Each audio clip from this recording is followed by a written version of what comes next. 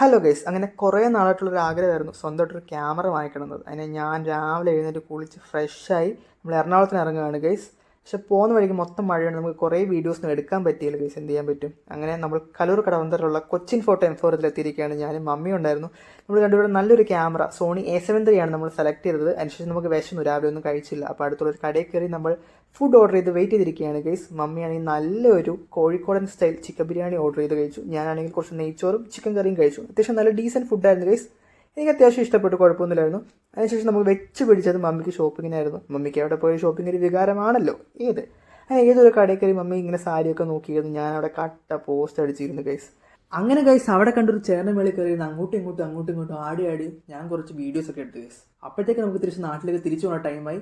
അങ്ങനെ നമ്മൾ തിരിച്ച് സൗത്ത് സ്റ്റേഷനിലെത്തി അടുത്ത ട്രെയിൻ പിടിക്കാനുള്ള പുറപ്പാടായി. അങ്ങനെ ട്രെയിനിൽ കയറി മമ്മി ഒരു ഗൃഹലക്ഷ്മി ഒക്കെ വായിച്ച് പഠിക്കുന്ന കണ്ടു. ഞാനാണെങ്കിൽ കുറച്ച് പാട്ടൊക്കെ കേട്ട് ഇങ്ങനെ ചില്ലടിച്ചിരുന്നു. കുറച്ച് കഴിഞ്ഞപ്പോൾ ബോർഡടിച്ചപ്പോൾ പുറത്തൊക്കെ നോക്കി ഇങ്ങനെ കാഴ്ചകളൊക്കെ കണ്ടിരുന്നു. അപ്പോഴത്തേക്ക് നമ്മുടെ നാടെത്തി ഗൈസ്.